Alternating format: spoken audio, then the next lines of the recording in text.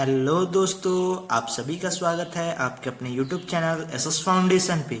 तो आज हम क्लास 10th बायो का पहला चैप्टर जिसका नाम लाइफ प्रोसेस है आज जो हम शुरू करेंगे। अगर आपने अब तक मेरे चैनल को सब्सक्राइब नहीं किया है तो चैनल को सब्सक्राइब कर लीजिए और बेल आइकन को प्रेस कर लीजिए कि जब भी मैं अपने चैनल पे नया वीडियो डालूं तो आपको सबसे पहले नोटिफिकेशन मिल जाए। तो चलिए जो आज का हमारा जो लेक्चर है लाइफ प्रोसेस के ऊपर उसको हम शुरू करते हैं।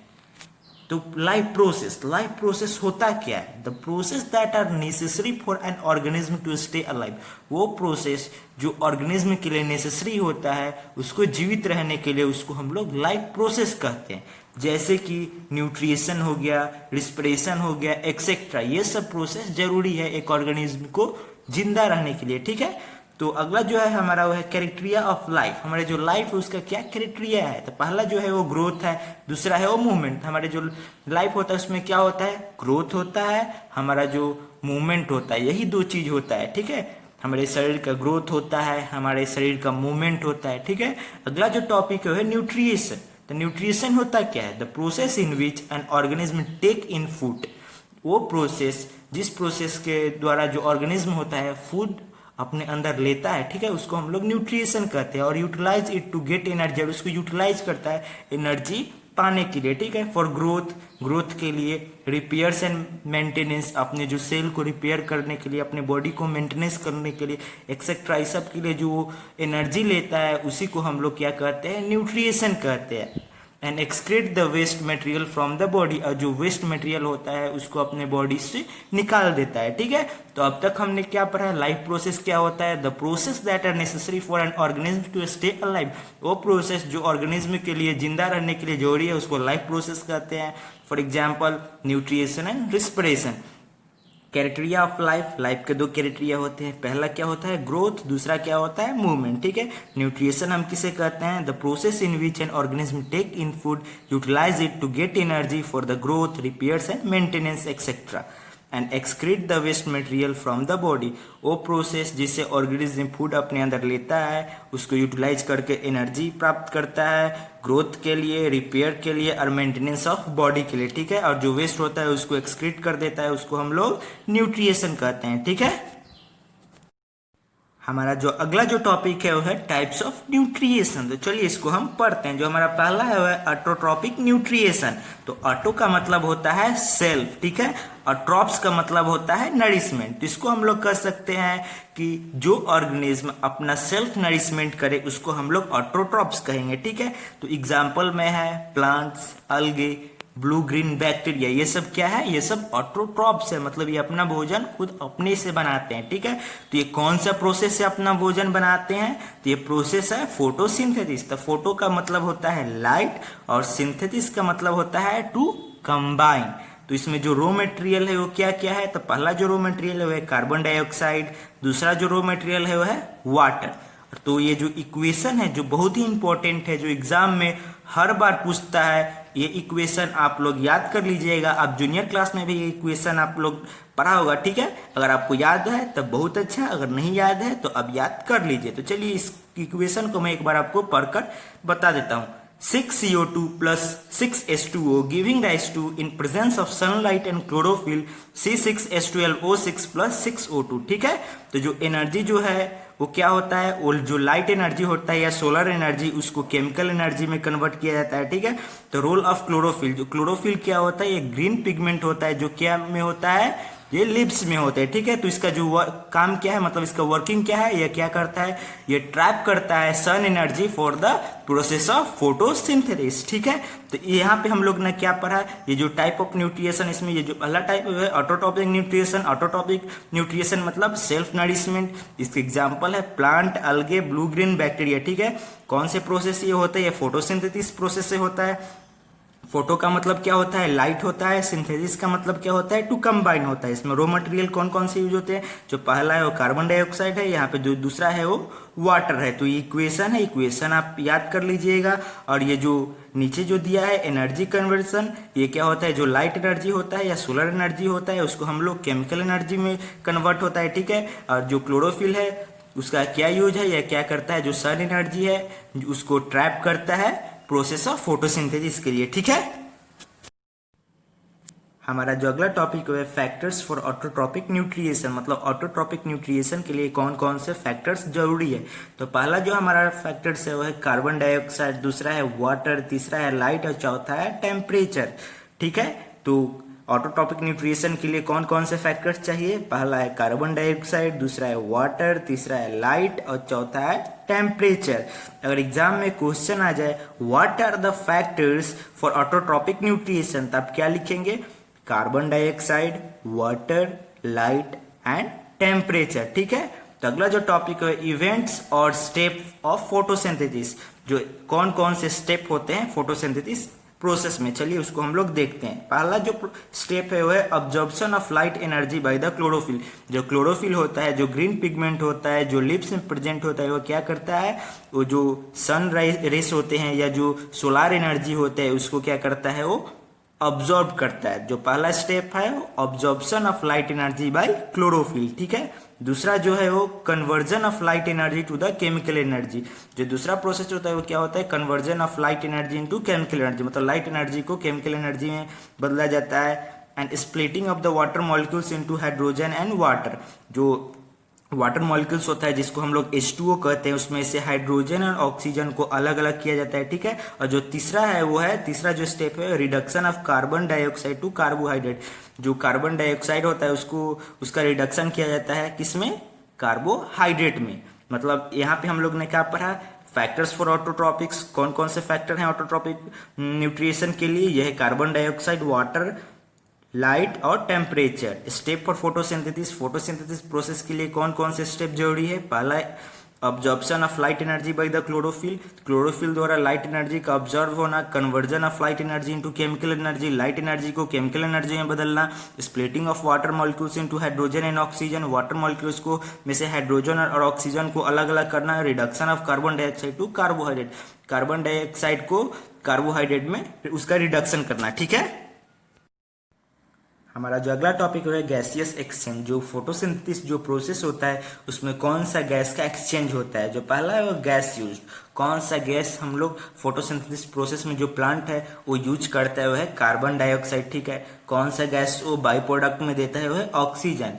तो यहाँ पे देखिए जो प्लांट है वो कार्बन डाइऑक्साइड जो गैस है उसका यूज करता है, बाई प्रोडक्ट में हमको क्या देता है, ऑक्सीजन, जो कि हमारे लिए बहुत ही इंपॉर्टेंट ये गैस है। ठीक है, तो जो अगला टॉपिक है सोर्सेस ऑफ रो मटेरियल। तो रो मटेरियल के क्या क्या सोर्स है, कहाँ से ये जो फोटोसिंथेसिस जो प्रोसेस है, प्रोसेस के लिए जो प्लांट है रो मटेरियल कहाँ से लाता है। ठीक है, तो कार्बन डाइऑक्साइड जो कि मेन रो मटेरियल है फोटोसिंथेसिस प्रोसेस के लिए, ये जो प्लांट है उसको लैंड प्लांट से मिलता है, एयर से मिलता है, एक्वेटिक प्लांट से मिलता है और वाटर से मिलता है। ठीक है, और जो दूसरा है जो वाटर्स एंड मिनरल्स, ये मिलता है प्लांट्स को सोइल से। ठीक है, जो हमारा अगला जो टॉपिक है वो हेट्रोट्रॉपिक न्यूट्रिएशन। ठीक है, तो चलिए इसको हम लोग पढ़ते हैं। हेट्रो का मतलब होता है अदर्स, ठीक है, और ट्रॉप्स का मतलब होता है नरिशमेंट, लेकिन यहाँ पे नरिशमेंट का स्पेलिंग गलत है, यहाँ पे एन छूटा हुआ है तो एन मैंने यहाँ पे लिख दिया। ठीक है, तो हेट्रोट्रॉपिक्स न्यूट्रिशन का मतलब होता है the animals which feeds on other animal, ठीक है, for their foods is called heterotrophic nutrition. इसका एग्जांपल हो गया एनिमल्स हो गया, प्लांट्स लाइकिंग क्लोरोफिल, मतलब वैसे प्लांट जिसके पास क्लोरोफिल नहीं है वो प्लांट्स हो गए, क्योंकि क्लोरोफिल है वो क्या करता है, जो सन एनर्जी है उसको ट्रैप करता है, इस कारण उससे फोटोसिंथेसिस प्रोसेस हो जाता है। अगर कोई प्लांट में क्लोरोफिल ही नहीं है तो अपना फोटोसिंथेसिस प्रोसेस नहीं कर पाएगा। ठीक है, या फंगाई हो गया, ये एग्जांपल है किनके, हेट्रोट्रॉपिक न्यूट्रिएशन के। ठीक है, ये लोग हेट्रोट्रॉपिक न्यूट्रिएशन करते हैं। ठीक है, जो हमारा अगला टॉपिक है वो है saprophytic nutrition. Organism feed on dead and decaying plant और एनिमल। वो ऑर्गेनिज्म जो मरे हुए प्लांट्स और एनिमल पे से अपना भोजन लेते हैं उसको हम लोग कहते हैं सेप्रोफाइटिक न्यूट्रिएशन। ठीक है, इसके एग्जाम्पल हो गए फंगाई, बैक्टीरिया। ठीक है, ये सब हो गए क्या, सेप्रोफाइटिक न्यूट्रिएशन करने वाले ये सब हो गए ऑर्गेनिज्म। ठीक है, जो अगला टॉपिक जो हमारा है पैरासाइटिक न्यूट्रिएशन। तो organism obtain food from the body of another living organism is called parasitic nutrition. वो ऑर्गेनिज्म जो अपना फूड दूसरे ऑर्गेनिज्म के बॉडी पर रख कर ले उसको हम लोग कहते हैं पैरासाइटिक। ठीक है, उसको जो ये जो होते हैं ये क्या करते हैं, ऑर्गेनिज्म जो जिससे वो फूड लेते हैं, जो लिविंग ऑर्गेनिज्म उसको हार्म नहीं पहुंचाते हैं। ठीक है, उनको बिना हार्म पहुंचाए हैं उनसे ये फूड ड्राइव करते हैं। ठीक है, हमारा जो अगला टॉपिक है इंडो पैरासाइट। तो चलिए इसको हम शुरू करते हैं। Parasite live inside the body of the host.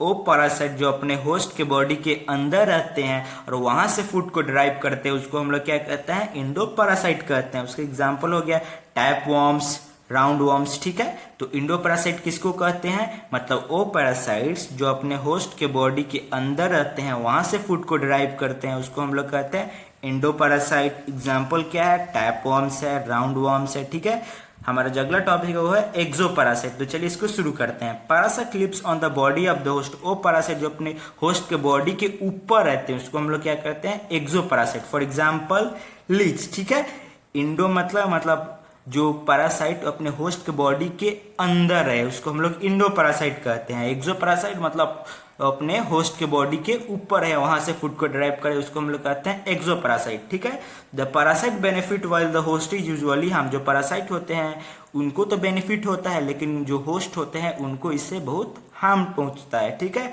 For example मतलब एग्जाम्पल दिया गया है वो पैरासाइट जो अपने होस्ट को हार्म पहुंचाते हैं। इसका है कैस्टोटा, जो जिसको हम लोग अमरबेल भी कहते हैं, प्लाज्मोडियम, ये सब क्या होते हैं? ये अपने होस्ट को नुकसान पहुंचाते हैं। ठीक है, तो हमारा जो अगला टॉपिक है होलोजोइक न्यूट्रिएशन। तो चलिए इसको हम शुरू करते हैं। Organism mostly animals take in whole food and then digest it into a smaller particle with enzyme.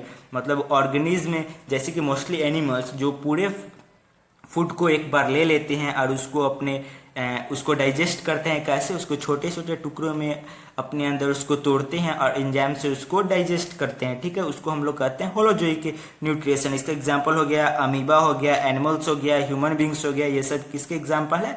Holozoic न्यूट्रिएशन के। ठीक है, तो अगला जो हमारा टॉपिक है स्टेप्स इन होलोजोइक न्यूट्रिएशन। मतलब होलोजोइक न्यूट्रिएशन में कौन कौन से स्टेप होते हैं। जो पहला स्टेप होता है वो होता है इंजेशन, मतलब टेकिंग इन फूड। इंजेशन का मतलब होता है टेकिंग इन फूड, पहले फूड को अंदर लिया जाता है। ठीक है, दूसरा जो होता है डाइजेशन। डाइजेशन में क्या होता है? Breaking down of complex food into simpler food. Complex जो फूड होता है उसको सिंपलर फूड में उसको ब्रेक किया जाता है। उसके बाद एब्जॉर्बल फॉर्म, उसको एब्जॉर्बल फॉर्म में मतलब उसको ऑब्जॉर्ब हो जाए वैसे उसको ब्रेक किया जाता है। एसिमिलेशन, उसके utilisation of the digested food from the body. जो डाइजेस्टेड जो फूड है उसे जो एनर्जी मिला उसको यूटिलाइज किया जाता है। एजेशन मतलब जो removal of undigested food from the body, मतलब जो अनडाइजेस्टेड जो फूड है उसको रिमूव किया जाता है बॉडी से। ठीक है, तो ये हो गया स्टेप ऑफ होलोजोइक न्यूट्रिएशन। ये आप याद कर लीजिए, बहुत ही इंपॉर्टेंट है। यह है VVI। ठीक है, इसको आप याद कर लीजिएगा। ठीक है,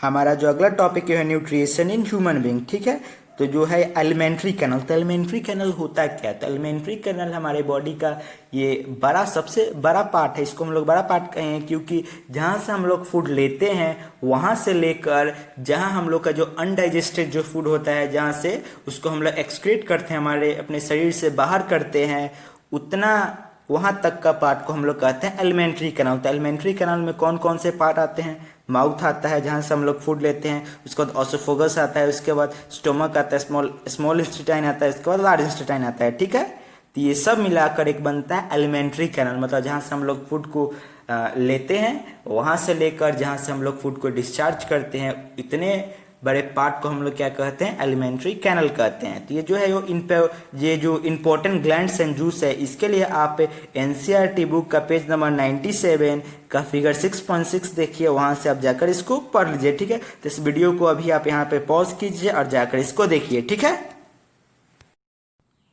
अब मैं आपको कौन से ऑर्गन, कौन से ग्लैंड से कौन सा एंजाइम सेक्रेट करते हैं, उनका क्या फंक्शन है वो मैं आपको बताऊंगा। ठीक है, तो मैं अभी आपको यहाँ पर एक दो बता दूंगा। ठीक है, और आपके NCERT जो बुक है उसमें एक चार्ट दिया है, आप वहां से जाकर और आप सब पढ़ लीजिएगा। ठीक है, तो मैं इस वीडियो में आपको एक दो जो ऑर्गन है और उसका क्या ग्लैंड है, वो क्या एंजाइम सीक्रेट करता है, उसका क्या फंक्शन है, मैं उसको आपको बता देता हूँ। जो पहला जो ऑर्गन है हमारा वो माउथ है। ठीक है, वो ग्लैंड कौन सा है? वो सलाइवरी ग्लैंड। ठीक है, कौन सा एंजाइम सीक्रेट करता है? सलाइवरी एमाइलेसिस। इसका फंक्शन क्या है?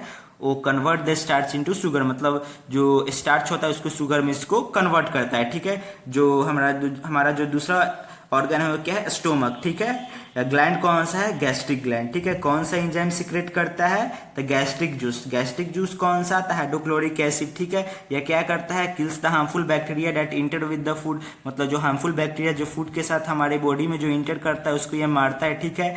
Make the medium alkali for the function of the pepsin, मतलब ये क्या करता है, ये मीडियम को एल्कली बनाता है, पेप्सिन उस पे एक्ट कर लिए उसके लिए, ठीक है। पेप्सिन के लिए मीडियम को क्या करता है, एल्कली बना देता है, ठीक है। और पेप्सिन क्या करता है, डाइजेस्ट करता है प्रोटीन को, ठीक है। तो मैं यहाँ पे आपको 2 बता दिया, और आप जाकर एनसीईआरटी बुक में जो चार्ट दिया वहां से और सब आप जाकर पढ़ लीजिए, ठीक है। हमारा जो अगला टॉपिक है एरोबिक रिस्पिरेशन और एनएरोबिक रिस्पिरेशन है, तो इसमें क्या डिफरेंस है, चलिए उसको देखते हैं। यहाँ पे एनएरोबिक, यहाँ पे रिस्पिरेशन का स्पेलिंग गलत है, यहाँ पे आर छूटा हुआ है, सॉरी।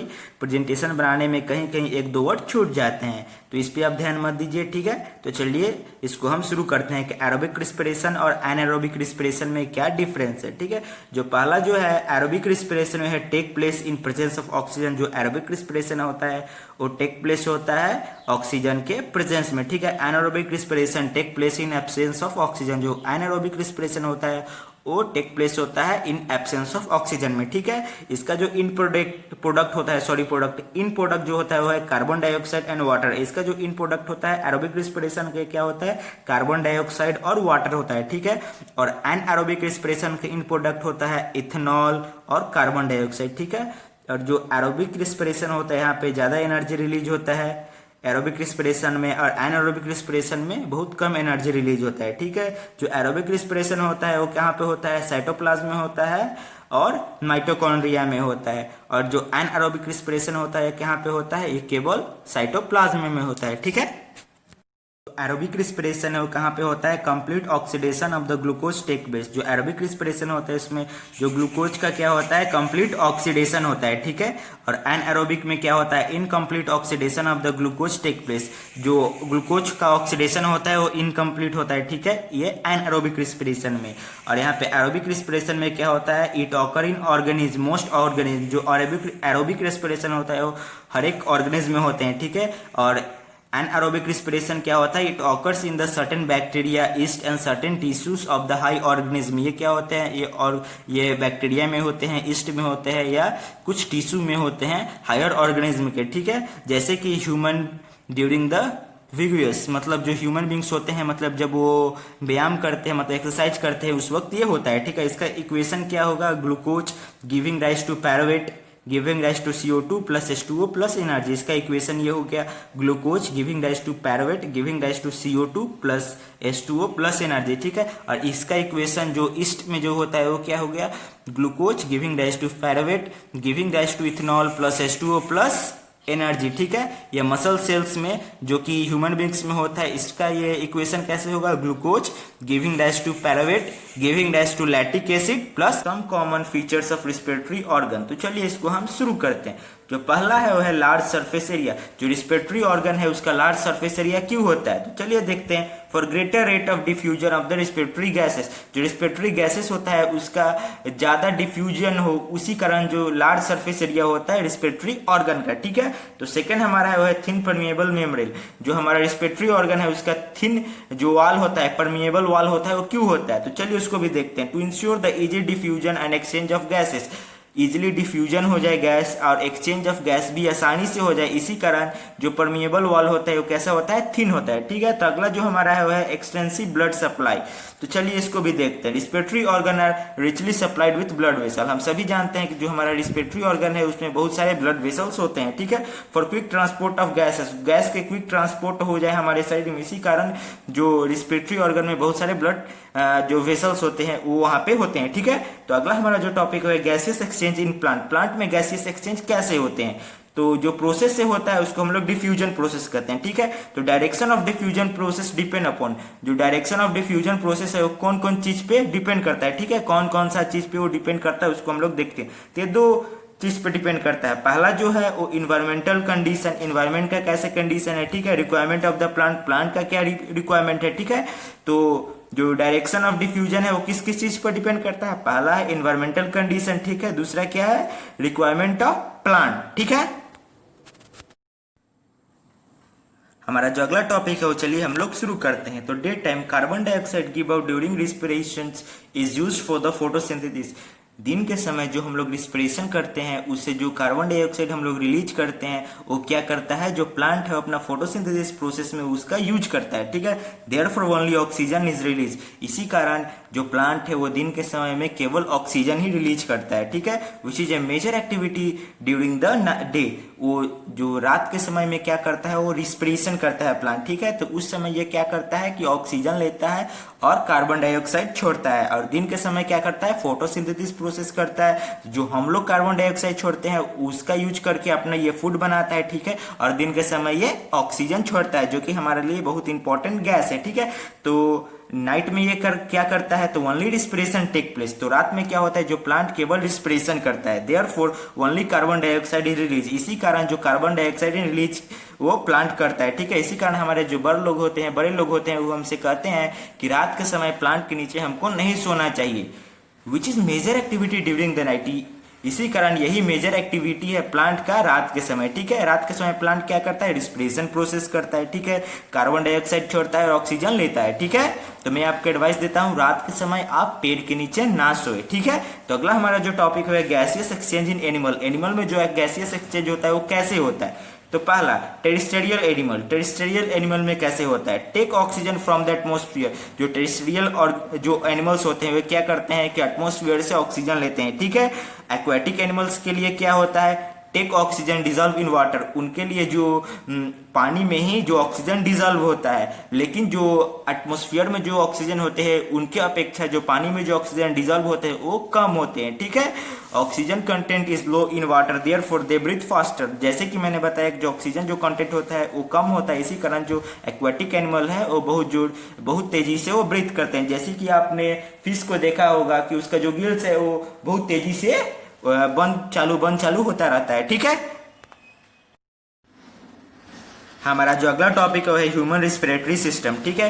तो ह्यूमन कैसे रिस्पिरेटरी अपना प्रोसेस करता है, ठीक है। तो चलिए इसको हम लोग देखते हैं। तो पहले क्या होता है, जो ऑक्सीजन होता है जो एटमॉस्फेयर में एक्सटर्नल नोस्ट्रिल में आता है, वहां से क्या जाता है, नेसल कैविटी में जाता है, वहां से ट्रैकिया में जाता है, वहां से ब्रोंकाई में जाता है, उसके बाद ब्रोंक्यूल्स में जाता है, उसके बाद एल्वोली में जाता है। तो मैं बता दूं एल्वोली क्या होता है। एल्वोली एक बैलून लाइक स्ट्रक्चर होता है जो हमारे लंग्स में पाया जाता है, ठीक है। तो आगे चलिए देखते हैं। Ring of cartilage present in the throat. जो हमारे थ्रोट में जो रिंग ऑफ कार्टिलेज होते हैं, ensure that the trachea does not कोलैप। वो इंश्योर करते हैं कि जो ट्रैकिया है वो कोलैप्स ना कर जाए। When there is less air in it, जब उसमें कम एयर हो तो वो कोलैप्स ना कर जाए, ठीक है। तो चलिए आगे देखते हैं, लंग्स के बारे में पढ़ते हैं। Present in the thoracic cavity. जो लंग्स होता है वो थेरोटिक कैविटी में प्रेजेंट होता है। दे आर स्पॉन्जी, वो स्पॉन्जी होता है। Elastic bag containing bronchioles, bronchi and alveoli. वो क्या करता है, ब्रोंकाई को रखता है, ब्रोंक्यूल्स होता है उसमें, और एल्वोली होता है, ठीक है। जो ब्रोंकोई होता है उसका जो सब डिवीजन है वो है ब्रोंक्यूल्स है, सॉरी ब्रोंक्यूल्स है, ठीक है। ब्रोंकाई का सब डिवीजन है ब्रोंक्यूल्स, ठीक है। और एल्वोली क्या है, ये है बैलून लाइक स्ट्रक्चर है, ठीक है। तो ये बैलून लाइक स्ट्रक्चर किस लिए होता है, ये देखिए जो बैलून लाइक स्ट्रक्चर होता है इसे क्या होता है, जो सरफेस एरिया है वो बढ़ जाता है, तो जो ब्लड वेसल्स होते हैं वो ज्यादा यहाँ पे हो पाते हैं। तो जब ये ऑक्सीजन इसमें आता है तो क्या करता है, जो ज्यादा ब्लड वेसल रहेंगे तो ज्यादा ब्लड हमारे शरीर में ट्रांसपोर्ट होगा हेमोग्लोबिन के साथ। तो आपके दिमाग में सवाल आया होगा कि ब्लड को बॉडी में सप्लाई करने के लिए हेमोग्लोबिन है, तो जो कार्बन डाइऑक्साइड है उसको हमारे शरीर से बाहर निकालने के लिए भी कोई होगा तो नहीं। जो कार्बन डाइऑक्साइड है वो अपने से निकलता है, उसके लिए कोई मीडियम नहीं है, ठीक है। तो आप इसको अच्छे से समझने के लिए पेज नंबर 104 एनसीईआरटी बुक में फिगर 6.9 आप जाकर देख लीजिए, तो इसको और अच्छे से आप समझ जाइएगा, ठीक है। तो चलिए अगला जो हमारा टॉपिक है रिस्पिरेशन ऑकर इन 2 फेजेस, उसको हम लोग देखते हैं। जो रिस्पिरेशन है वो 2 फेज में होता है, ठीक है। जो पहला है वो क्या होता है, एक्सटर्नल इसको हम लोग एक्सटर्नल रिस्पिरेशन कहते हैं और इंटरनल रिस्पिरेशन कहते हैं। तो चलिए एक्सटर्नल रिस्पिरेशन क्या होता है उसको पहले हम लोग देखते हैं। तो एक्सटर्नल रिस्पिरेशन होता है breathing which is A mechanical process, जो कि एक मैकेनिकल प्रोसेस है। जो ब्रीथिंग को हम लोग एक्सटर्नल रिस्पिरेशन कहते हैं, ठीक है। और इंटरनल रिस्पिरेशन किसको कहते हैं, सेलुलर रिस्पिरेशन को। जो सेलुलर रिस्पिरेशन होता है उसको हम लोग क्या कहते हैं, इंटरनल रिस्पिरेशन कहते हैं, जो हमारे शरीर के अंदर होता है, ठीक है। हमारा जो अगला टॉपिक है मैकेनिज्म ऑफ ब्रीथिंग। तो मैकेनिज्म ऑफ ब्रीथिंग में उसमें क्या क्या इंक्लूड है, उसमें पहला है जो इनहेलेशन और दूसरा है एक्सहेलेशन। इनहेलेशन मतलब जब हम लोग सांस लेते हैं तो जो ऑक्सीजन है उसको हम लोग इनहेल करते हैं, मतलब ऑक्सीजन को अपने अंदर में लेना, ठीक है। और एक्सेल मतलब उसको बाहर हम लोग निकालते हैं, जब हम लोग सांस छोड़ते हैं उसको हम लोग एक्सेलेशन कहते हैं, ठीक है। तो इनहेलेशन मतलब उसको अंदर लेना, एक्सेलेशन मतलब उसको बाहर निकाल देना, ठीक है। तो अगला जो हमारा टॉपिक है एक्सचेंज ऑफ गैसेस। तो चलिए इसको हम लोग देखते हैं।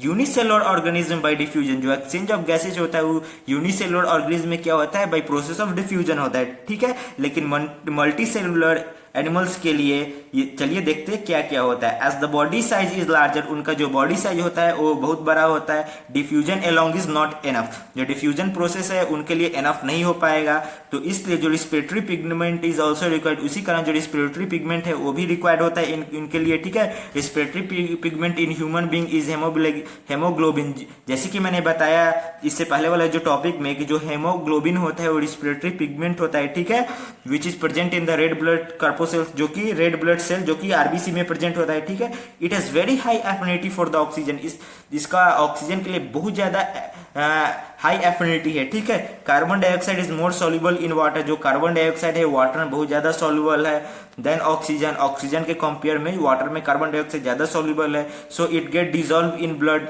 तो इसके लिए ये जो होता है वो ब्लड में डिजोल्व हो जाता है एंड इज दस ट्रांसपोर्टेड, और इसी कारण ये जल्दी ट्रांसपोर्ट हो जाता है हमारे सारे बॉडी में, ठीक है। अगला जो हमारा टॉपिक है वो है ट्रांसपोर्टेशन इन ह्यूमन बीइंग। तो उसमें जो हमारा पहला टॉपिक है ब्लड। तो चलिए हम लोग ब्लड के बारे में पढ़ते हैं। तो it is A fluid connective tissue, हम लोग जानते हैं कि ब्लड को हम लोग फ्लूइड कनेक्टिव टिश्यू कहते हैं, ठीक है। और इसका जो चार कंपोनेंट्स है, जो पहला कंपोनेंट है वो फ्लूइड मीडियम में प्लाज्मा है, उसके बाद सेकंड है वो रेड ब्लड कार्पोसेल्स जिसको हम लोग आरबीसी कहते हैं, थर्ड है व्हाइट ब्लड कार्पोसेल्स जिसको हम लोग डब्ल्यूबीसी कहते हैं, जो चौथा है वो प्लेटलेट सस्पेंडेड इन प्लाज्मा, जो प्लेटलेट्स होता है जो कि प्लाज्मा में होता है, ठीक है। तो ब्लड का कितना कंपोनेंट होता है, चार कंपोनेंट, फ्लूइड मीडियम में प्लाज्मा, फिर आरबीसी, डब्ल्यूबीसी, उसके बाद प्लेटलेट्स, ठीक है, जो कि प्लाज्मा में होता है, ठीक है। जो प्लाज्मा होता है वो ट्रांसपोर्ट करता है food, oxygen, carbon dioxide, nitrogenous waste etcetera, ये सब ये ट्रांसपोर्ट करता है, ठीक है, प्लाज्मा, ठीक है। तो जो हमारा अगला जो टॉपिक है फंक्शन ऑफ ब्लड। तो चलिए देखते हैं कि ब्लड का क्या क्या फंक्शन है, ये बहुत ही इंपॉर्टेंट है। What is the function of blood, ये एग्जाम में बहुत बार ही पूछता है, तो चलिए इसको आप ध्यान से सुनिएगा। पहला जो है वो है ट्रांसपोर्ट ऑफ रिस्पिरेटरी गैस, जो ब्लड क्या करता है वो रिस्पिरेटरी गैस का ट्रांसपोर्टेशन करता है। सेकेंड है ट्रांसपोर्ट ऑफ न्यूट्रिएंट्स, न्यूट्रिएंट्स का भी ट्रांसपोर्टेशन करता है blood. Transport of waste product, जो वेस्ट प्रोडक्ट है उसको भी ट्रांसपोर्ट करता है, मतलब हमारे शरीर से बाहर निकलता है।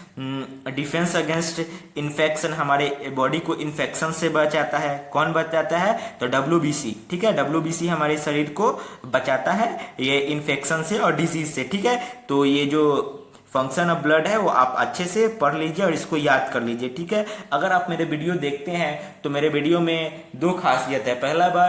जो पहला है वो कि आपको हर एक पॉइंट का आपको अच्छा खासा एक्सप्लेनेशन मिल जाता है, ठीक है। अगर आप मेरा वीडियो देखते हैं तो मैं अपना जो प्रेजेंटेशन है इस तरीका से बनाता हूं कि आप फिर आपको नोट करिएगा, तो ये आपको एक नोट्स की तरह आपको ये हो जाएगा, ठीक है। तो अपने दोस्तों को भी बताइए कि देखिए मेरा वीडियो, इससे आपको नोट्स के लिए कहीं भटकना नहीं पड़ेगा। मैं जानता हूं कि बहुत जो बच्चे होते हैं वो नोट्स के लिए इधर उधर जाते हैं, स्कूल में नोट्स नहीं लिखवाया जाता है, कोई बात नहीं, उनको मेरे चैनल के बारे में बताइए, तो मेरे चैनल पे नोट्स की तरह आपको अच्छा खासा एक्सप्लेनेशन भी मिल जाएगा प्लस नोट्स से मिल जाएगा, ठीक है। हमारा जो अगला टॉपिक है ब्लड वेसल्स, ठीक है। तो हमारे बॉडी में 3 ब्लड वेसल्स होते हैं, पहला है आर्टरीज है, दूसरा वेन्स और तीसरा कैपिलरीज, ठीक है।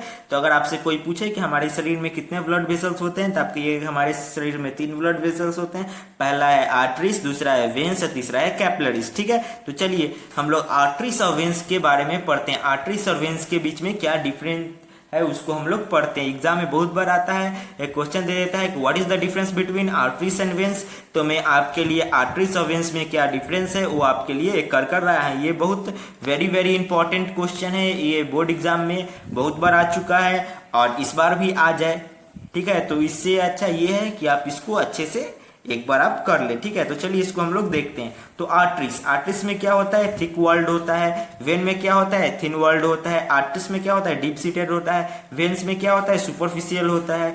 ये आर्टरीज में क्या होता है, carry blood away from the heart, heart से ब्लड को बाहर ले जाता है। उसके बाद ये वेन्स क्या करता है, carry blood to the heart, heart के पास ब्लड को ले आता है। ये आर्टरीज क्या करता है, कैरी ऑक्सीजनेटेड ब्लड, ये ऑक्सीजनेटेड ब्लड को कैरी करते हैं। वेन्स क्या करता है, कैरी डीऑक्सीजनेटेड ब्लड, ये डीऑक्सीजनेटेड ब्लड को कैरी करता है। जो आर्टरीज है वो वाल्व्स एब्सेंट होते हैं, आर्टरीज में जो वाल्व्स होते हैं वो एब्सेंट होते हैं। जो वेन्स में ये वाल्व्स प्रेजेंट होते हैं। आपके मन में होगा ये वाल्व्स क्या होता है, जो मैं हार्ट के बारे में जब बताऊंगा तो उसमें आपको वाल्व्स क्या होता है उसको भी मैं आपको अच्छे से समझा दूंगा, ठीक है। तो इस वीडियो इसको हम शुरू करने से पहले मैं आपको बता देता हूं कि जो एनसीईआरटी बुक पेज नंबर 106 में जो फिगर 6.10 दिया है उसमें हार्ट का जो फिगर है वो वहां से आप जाकर हार्ट का फिगर को अच्छी तरह से देख ले, उसके बाद ये वीडियो देखे तो आपको और अच्छे से समझ में आएगा, ठीक है। तो चलिए हार्ट को शुरू करते हैं।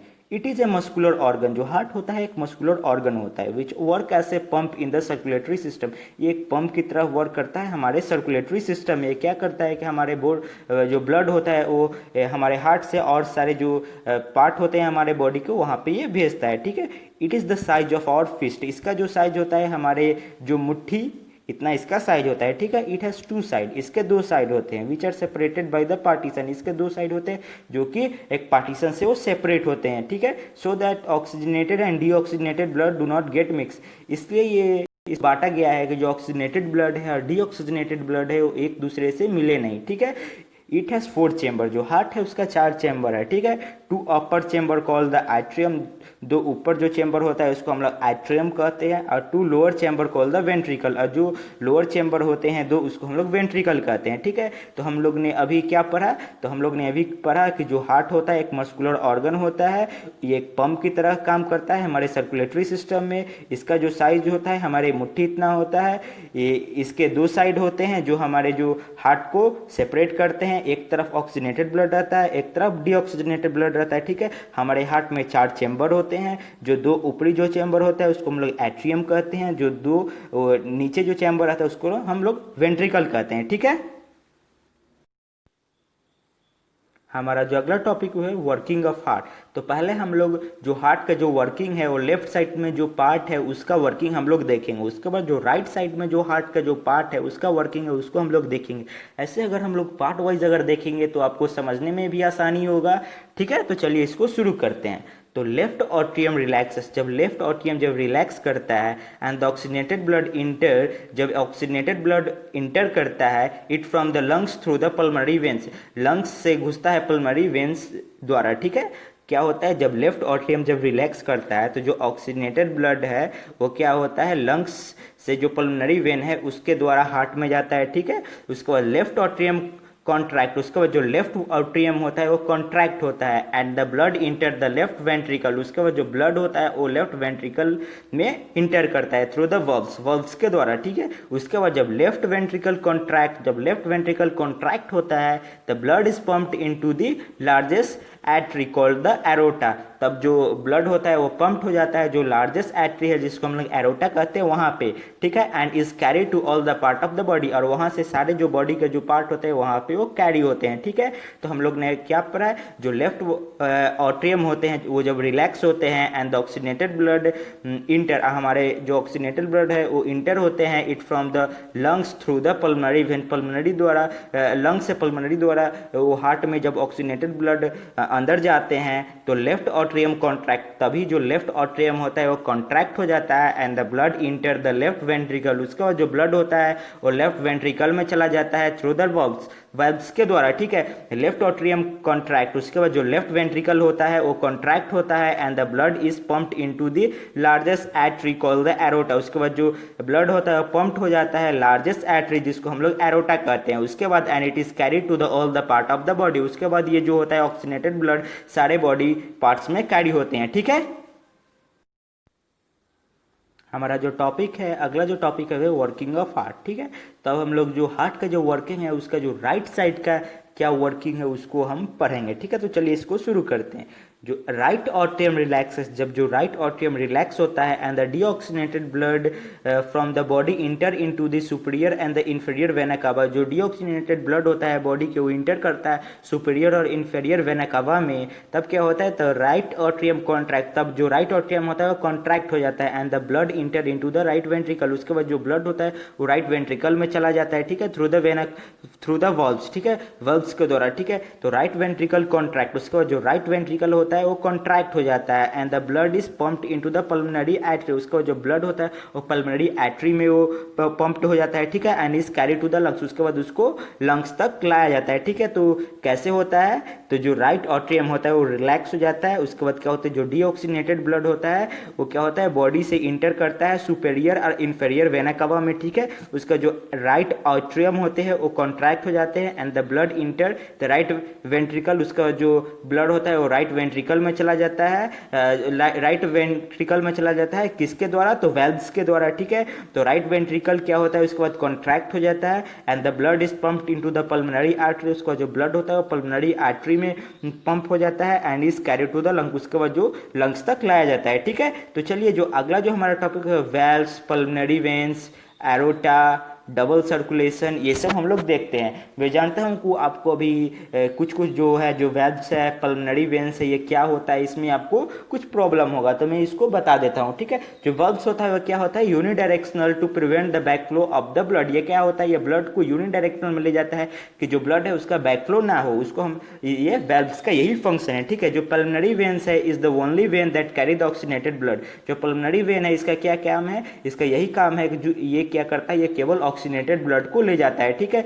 जो aorta is the only artery that carry the deoxygenated blood, जो एरोटा है उसका यही काम है कि ये जो डीऑक्सीनेटेड ब्लड है उसको ये कैरी करे, ठीक है। तो डबल सर्कुलेशन क्या होता है मैन में, ठीक है, because of the blood passes through the heart twice in one complete cycle of the circulation, तो इसको हम लोग डबल सर्कुलेशन कहते हैं, क्योंकि जो हमारा जो मैन का मतलब ह्यूमन बींग्स का जो हार्ट होता है उसमें एक सर्कुलेशन में 2 बार जो ब्लड होता है वो सर्कुलेट होता है, 2 साइकिल उसका कंप्लीट होता है, ठीक है। तो उसी को हम लोग डबल सर्कुलेशन कहते हैं, ठीक है। यहाँ पर दिया है double circulation in man because the blood passes through the heart twice in one complete cycle, एक कंप्लीट साइकिल में जो ब्लड होता है वो 2 बार हार्ट से पास होता है, इसी कारण इसको हम लोग डबल सर्कुलेशन कहते हैं, ठीक है।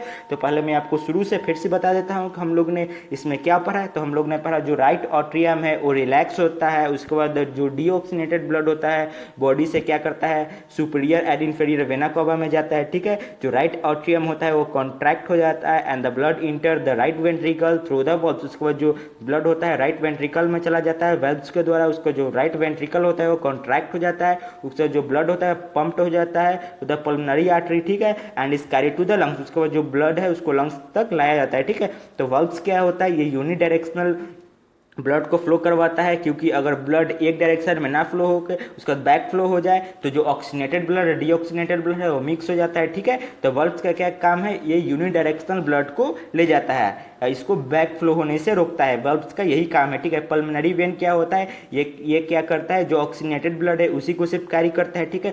एरोटा क्या करता है, ये सिर्फ डीऑक्सीनेटेड ब्लड को कैरी करता है। डबल सर्कुलेशन मैंने बताया है कि जब ये हमारे जो सर्कुलेशन प्रोसेस होते हैं, जो ये ब्लड का, ये एक साइकिल में 2 बार जो ब्लड होता है हमारे हार्ट से गुजरता है, इसी कारण इसको हम लोग डबल सर्कुलेशन कहते हैं, ठीक है।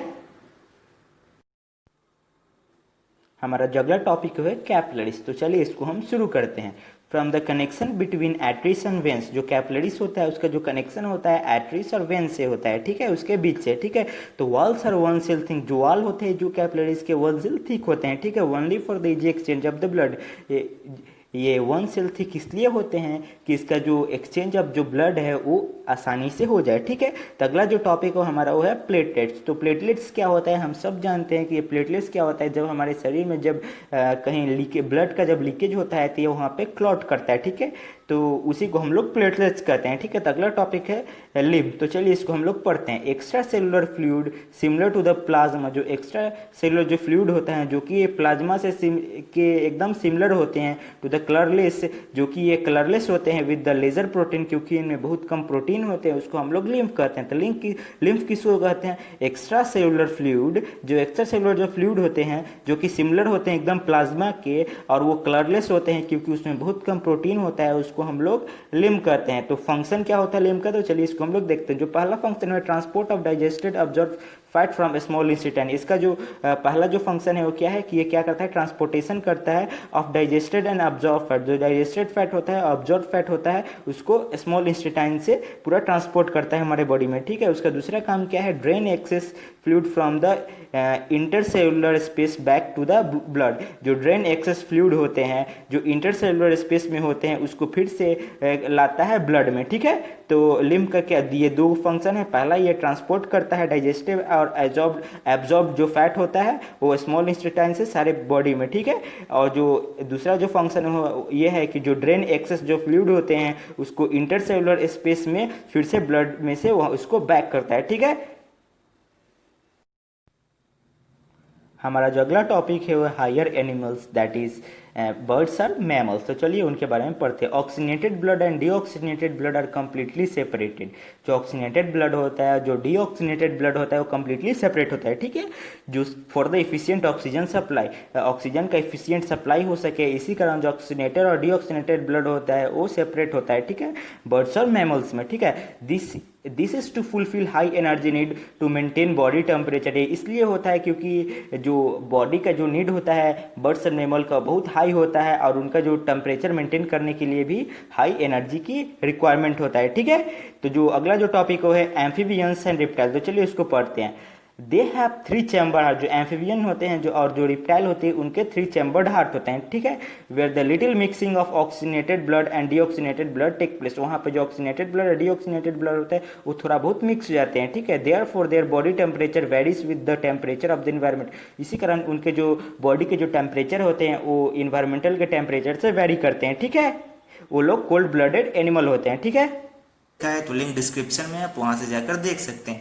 तो चलिए आज का जो हमारा टॉपिक है वो ट्रांसपोर्टेशन इन प्लांट, उसको हम शुरू करते हैं। तो प्लांट नीड लेस एनर्जी। जो प्लांट होता है उसको लेस मतलब बहुत कम एनर्जी की जरूरत होता है, ठीक है। Because they do not move therefore they have slow transport system. क्योंकि वो मूव नहीं करते हैं इसी कारण उसका जो ट्रांसपोर्ट सिस्टम होता है बहुत स्लो होता है, ठीक है। तो ट्रांसपोर्ट ऑफ वाटर, तो जो प्लांट होता है उसमें ट्रांसपोर्ट ऑफ वाटर मतलब वाटर का जो ट्रांसपोर्ट होता है वो कैसे होता है, चलिए उसको हम लोग देखते हैं। तो transport of water take place by xylem tissue present in root. जो वाटर का जो ट्रांसपोर्ट होता है वाटर में जाइलम टिश्यू से होता है जो कि रूट में प्रेजेंट होता है प्लांट के, ठीक है। Stem lips and therefore interconnected. इसी कारण जो स्टेम होता है जो लिप्स होता है वो एक दूसरे से इंटरकनेक्टेड रहते हैं। Root cells take up ions from the soil. जो रूट सेल होते हैं वो आयन क्या करते हैं वो सॉइल से लेते हैं, ठीक है। विच क्रिएट एक concentration difference between root and soil. इसी कारण जो कंसंट्रेशन डिफरेंस बना रहता है रूट और सॉइल के बीच में। Columns of water therefore rises upward. इसी कारण जो वाटर का जो कॉलम होता है वो ऊपर की ओर बढ़ता है, ठीक है। तो यहाँ पे हम लोगों ने नया क्या पढ़ा, जो ट्रांसपोर्टेशन इन प्लांट था वो क्या होता है, जो प्लांट होता है उसको बहुत कम एनर्जी की जरूरत होती है, ठीक है। और जो प्लांट में जो ट्रांसपोर्टेशन सिस्टम होता है वो बहुत स्लो होता है क्योंकि प्लांट मूव नहीं करता है, इसी कारण उसको एनर्जी रिक्वायरमेंट बहुत कम होती है, ठीक है। जो ट्रांसपोर्ट ऑफ वाटर होता है प्लांट में वो जाइलम टिश्यूज के द्वारा होता है, वो कहाँ पे होता है, प्लांट के रूट में प्रेजेंट होता है, ठीक है। तो यहाँ पे हम लोग ने यही सब पढ़ा, ठीक है। In very tall plants transpiration create a suction pressure. जो बड़े बड़े जो प्लांट होते हैं उसमें क्या करता है, जो ट्रांसपीरेशन क्या करता है, एक सक्शन प्रेशर क्रिएट करता है which pulls of the water upward. जो क्या करता है, जो वाटर को ऊपर की तरफ खींचता है, ठीक है। तो जो हमारा अगला टॉपिक है इंपॉर्टेंस ऑफ ट्रांसपीरेशन। तो चलिए इसको हम लोग देखते हैं। Helps in upward movement of water in plant. ये क्या करता है, प्लांट को हेल्प करता है पानी को ऊपर खींचने में, ठीक है। It regulates the temperature in plant. ये क्या करता है, जो टेम्परेचर है जो प्लांट का उसको रेगुलेट करता है, ठीक है। तो जो हमारा अगला टॉपिक है ट्रांसपोर्ट ऑफ फूड। तो चलिए इसको हम लोग एक एक करके देखते हैं। Take place by the following tissue. जो प्लांट में जो ट्रांसपोर्ट ऑफ फूड होता है वो किससे होता है, फॉलोइंग टिश्यू से होता है जो कि प्लांट में प्रेजेंट होता है। Movement of prepared food in plant is called translocation. अगर आपसे कोई पूछे व्हाट इज ट्रांसलोकेशन तो आप कहिएगा movement of prepared food in plant is called translocation, ठीक है। तो हमारा जो अगला टॉपिक है एक्सक्रेशन। तो चलिए इसको हम लोग देखते हैं। The biological process by removal harmful metabolic waste in living organism is called excretion. वो बायोलॉजिकल प्रोसेस जिससे हम अपने शरीर का जो हार्मफुल मेटाबॉलिक जो वेस्ट होता है उसको हम लोग रिमूव करते हैं, उसको हम लोग एक्सक्रेशन कहते हैं, ठीक है। तो इसको आप अच्छे से एक बार याद कर लीजिएगा, एग्जाम में दे देता है कि व्हाट इज एक्सक्रेशन, आपको ये डिफिनेशन पूछ सकता है, ठीक है। हमारा जो अगला टॉपिक है वो है एक्सक्रीशन इन ह्यूमन बीइंग। ठीक है, तो सबसे पहले इसको शुरू करने से पहले आप पहले जो हमारा जो एनसीईआरटी बुक है उसका पेज नंबर 110 में जो फिगर 6.13 है वो आप जाकर पहले देख लीजिए। ठीक है, तो चलिए अगला जो हमारा टॉपिक है ऑर्गन ऑफ एक्सक्रीटरी सिस्टम, उसको हम लोग देखते हैं। जो पहला ऑर्गन है वो हमारा किडनी है। ठीक है, जो दूसरा है वो यूरेट्रस है। ठीक है, जो तीसरा है वो यूरिनरी ब्लैडर है और जो चौथा है यूरेथा। ठीक है, तो हमारे एक्सक्रीटरी ऑर्गन 4 है। ठीक है, पहला जो है किडनी है, दूसरा है वो यूरेट्रस है और तीसरा है यूरिनरी ब्लैडर है और चौथा जो है यूरेथा है। ठीक है, तो चलिए पहले हम किडनी के बारे में पढ़ते हैं। तो 2 इन नंबर, ये जो किडनी होते हैं वो हमारे अंदर 2 होते हैं। ठीक है, तो इस बीम शेप का होता है। ठीक है, इसका शेप कैसा होता है, बीम शेप का होता है। ये प्रेजेंट होता है हमारे एब्डोमेन के दोनों साइड में। ठीक है, और इसका जो ये बेसिक जो यूनिट है वो नेफ्रॉन है। ठीक है, ये जो किडनी है उसका जो बेसिक यूनिट है वो नेफ्रॉन है। ठीक है, तो यहाँ पे हम लोग ने क्या पढ़ा, ये जो एक्सक्रीटरी जो ऑर्गन होता है वो कितने होते हैं हमारे शरीर में, 4 होते हैं। कौन कौन से, किडनी, यूट्रस, यूरिनरी ब्लैडर, यूरेथा। ठीक है, तो किडनी क्या होता है, किडनी के बारे में हम लोग ने देखा कि ये 2 होते हैं नंबर में। ये बीम शेप का होता है, ये प्रेजेंट होता है हमारे एब्डोमेन के दोनों साइड में। इसका जो बेसिक यूनिट है वह नेफ्रॉन है। ठीक है, अब हम जो नाइफ्रॉन है उसके कुछ इंपॉर्टेंट पार्ट है उसके बारे में हम पढ़ेंगे। जो नाइफ्रॉन का जो पहला जो इंपॉर्टेंट पार्ट है गोलमेरुलस, तो चलिए उसके बारे में हम पढ़ते हैं। तो ग्रुप ऑफ कैपिलरीज, ये क्या है, ग्रुप ऑफ कैपिलरीज है प्रेजेंट इन बोमेंस कैप्सूल, जो कि बोमेंस कैप्सूल में प्रेजेंट होता है। To receive the blood from the renal artery, ये क्या करता है, ब्लड को रेनल आर्टरी से रिसीव करता है एंड फिल्टर इट, उसको फिल्टर करता है। ठीक है, तो जो अगला जो है वो है बोमेंस कैप्सूल। चलिए इसको हम लोग देखते हैं। कप शेप स्ट्रक्चर, ये कैसा होता है, कप शेप स्ट्रक्चर होता है विच कंटेन द गोलमेरुलस, जो क्या कंटेन करता है, गोलमेरुलस को ये कंटेन करता है। ठीक है, बोमेंस कैप्सूल जो है वो कप लाइक स्ट्रक्चर होता है, ये गोलमेरुलस को कंटेन करता है। तो अगला जो है वो है convoluted tubule, is a long and reabsorbable vital nutrient like glucose, amino acid and salt, urea and water. ये क्या है, ये एक बहुत इंपॉर्टेंट पार्ट है। ठीक है, ये क्या करता है, जो ये दोनों जो पार्ट है जो न्यूट्रिएंट्स को रिलीज कर देते हैं, उसको ये जो इंपॉर्टेंट न्यूट्रिएंट को ये दोनों रिलीज कर देते हैं, उसको ये क्या करता है, फिर से रीऑब्जर्व करता है हमारे बॉडी के लिए, फिर से ये अवेलेबल करवाता है। ठीक है, हमारा जो अगला टॉपिक है वाइटल फीचर्स ऑफ किडनी, तो चलिए इसको हम पढ़ते हैं। Filtration and removal of nitrogenous waste, ये क्या है, जो किडनी का जो वाइटल फंक्शन है इसमें जो पहला है वो क्या है, ये क्या करता है, फिल्ट्राइजेशन करता है, रिमूव करता है नाइट्रोजनियस वेस्ट को हमारे बॉडी से। ठीक है, उसके जो सेकेंड है reabsorption of the vital nutrient, उसके बाद ये क्या करता है, ये रीअब्जॉर्ब करता है जो वाइटल न्यूट्रिएंट्स होते हैं। ठीक है, उसको। ठीक है, तो चलिए एक एक करके जो यूरेट्रस है, यूरिनरी ब्लैडर है, यूरेथा है और आर्टिफिशियल किडनी है, उसको एक एक करके हम लोग पढ़ते हैं। जो यूरेट्रस है वो क्या करता है, transport of urine formed in kidney to the urinary bladder, ये क्या करता है, ये ट्रांसपोर्ट करता है यूरिन को जो किडनी में फॉर्म होता है उसको यूरिनरी ब्लैडर को।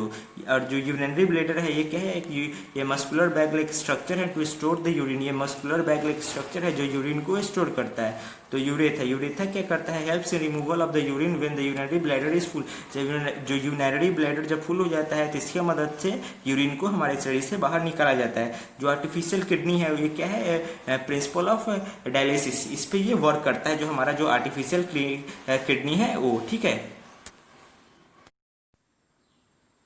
हमारा जो अगला टॉपिक है एक्सक्रेशन इन प्लांट, तो चलिए इसको हम लोग शुरू करते हैं।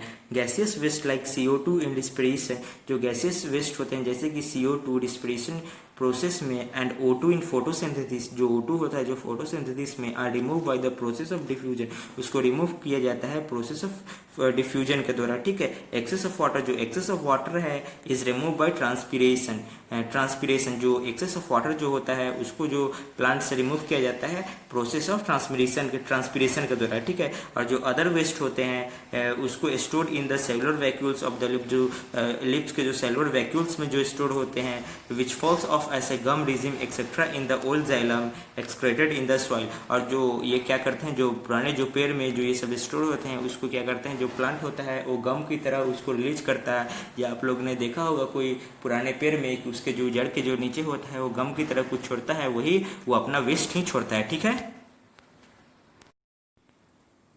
अब हम इस चैप्टर के कुछ कुछ इंपॉर्टेंट डायग्राम के बारे में बात करेंगे जो एग्जाम पॉइंट ऑफ व्यू में बहुत ही इंपॉर्टेंट है।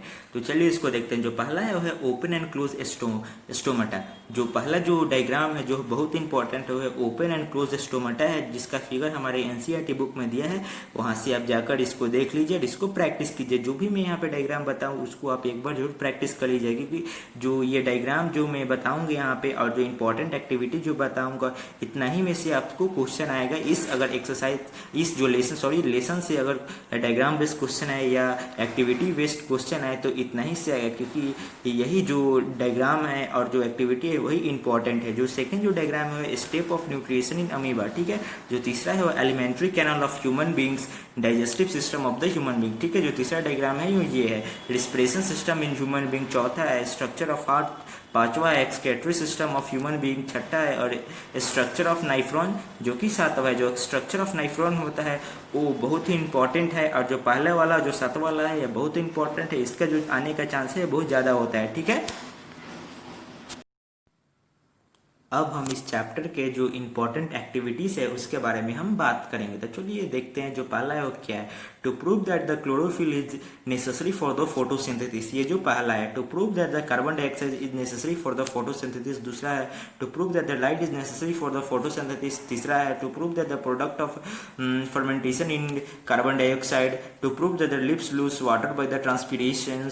To study the action of the salivary amylases on starch. To demonstrate the carbon dioxide is present in the exhaled air. To demonstrate the process of transpiration in plant. जो भी मैं बताया, जो important diagram बताया, जो important activity बताया, ये सारे एनसीईआरटी बुक में अवेलेबल है। तो एक बार आप जरूर ये सबको देख लिए। अगर आप ये दोनों इंपॉर्टेंट जो डायग्राम मैंने बताया, जो इंपॉर्टेंट एक्टिविटी मैंने बताया, ये सब आप एक बार इस चैप्टर कर लीजिएगा, तो उसके बाद आपको जो डायग्राम आएगा इस चैप्टर से रिलेटेड तो आप कर पाएंगे। जो इंपॉर्टेंट एक्टिविटी जो बेस्ड जो क्वेश्चन आता है वो भी आप कर पाएंगे। सो इस वीडियो में मैंने आपको यहाँ पे ये फर्स्ट चैप्टर है उसको मैंने कंप्लीट करवा दिया। So thank you for watching, see you again, bye bye.